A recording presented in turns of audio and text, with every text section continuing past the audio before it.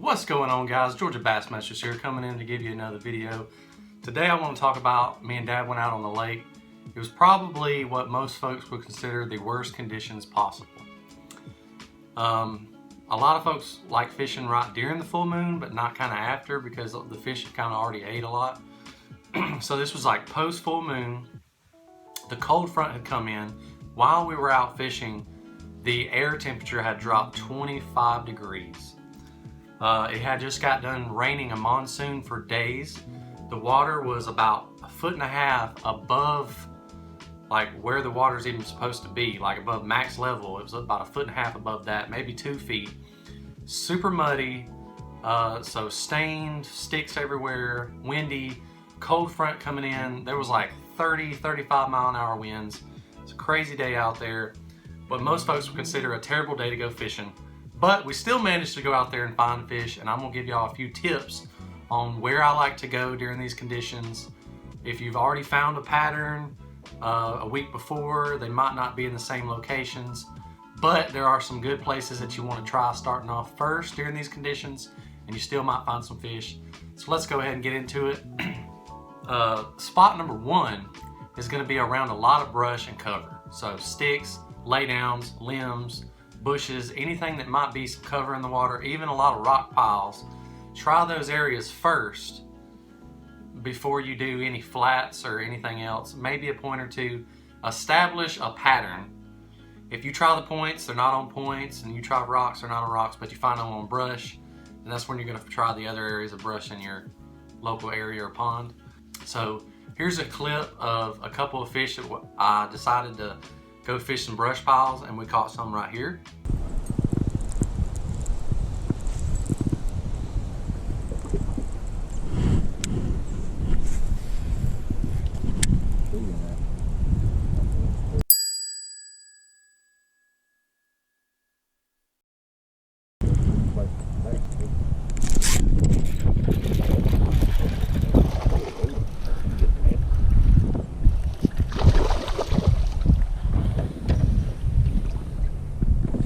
He's right on top of that tree. Yeah. He ain't a monster, but ain't a bad start for the day.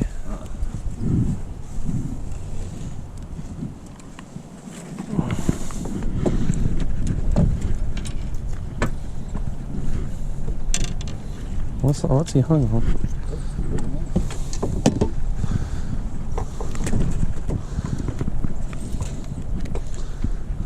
I was thinking it was the tree at first. Yeah.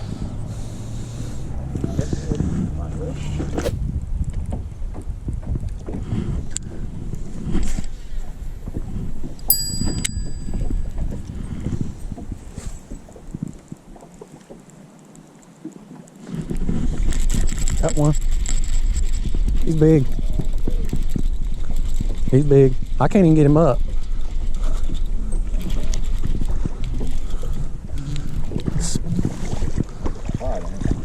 I thought it was bigger than that. No, that's a largie. Yeah, I'm gonna have to go with chatterbait probably.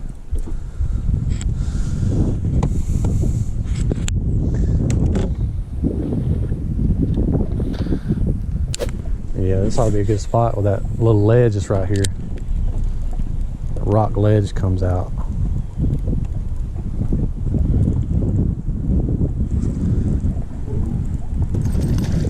He's a good one.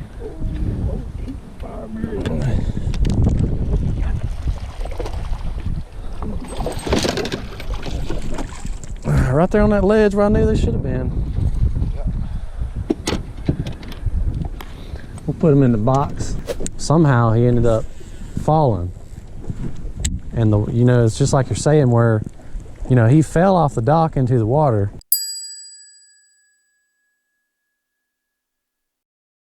But it was so cold, all he could do was hold on to the dock. He couldn't even swim. It's like he just stayed there till somebody finally come out there and rescued him. Because his body was just in so much of shock, he couldn't even climb up the dock by himself.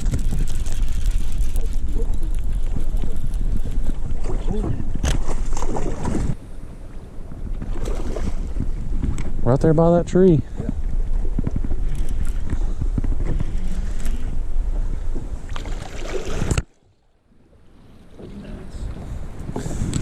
Ugh.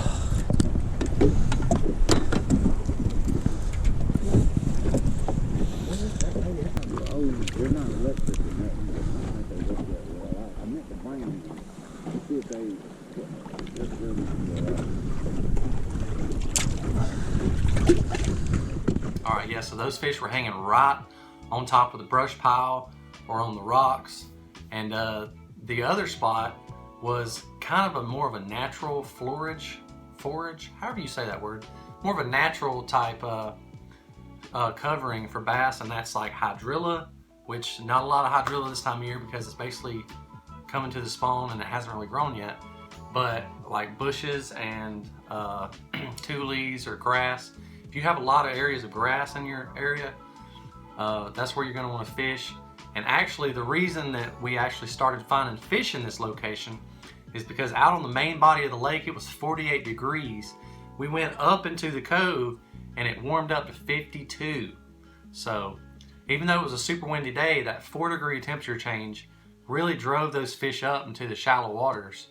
So also keep an eye on your fish finder, on your water temperature, because you might be on a spot that you think's good, but if it's 4 degrees colder than the other area, they might not be there. So even just a I tell it all the time, even a 2-degree temperature change on the water is critical. But if you can find a 4 or 5 degree temperature change, those fish are really going to go up in that pocket where that warmer water is. And I'll go ahead and show you these fish now. It's in that grass right there. Is it good? That's what you always say. He ain't coming up though. Okay.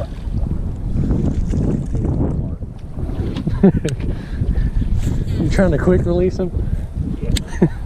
When you want them to come off, they won't. All right, you caught the male. Let me go in there and get that female. Yeah.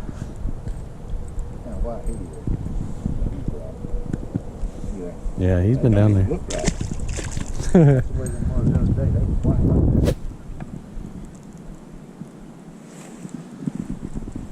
I don't think it hurt it. That's a good one. He ain't a monster, but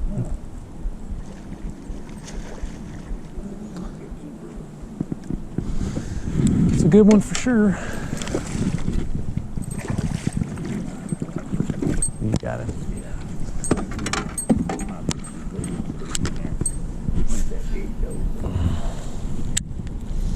That's a spot.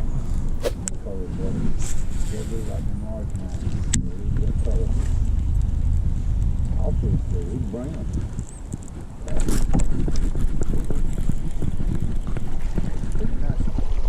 a spot. He ain't fighting at all. It's a largie.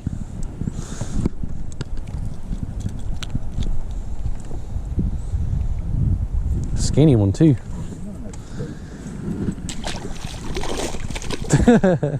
He jumped up.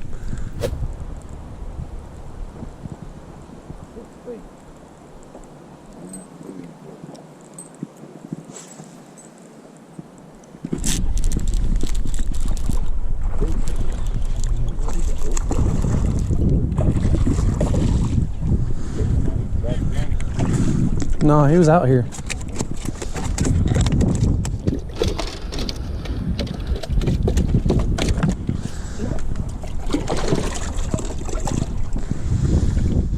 All right, guys, well, that was pretty much it.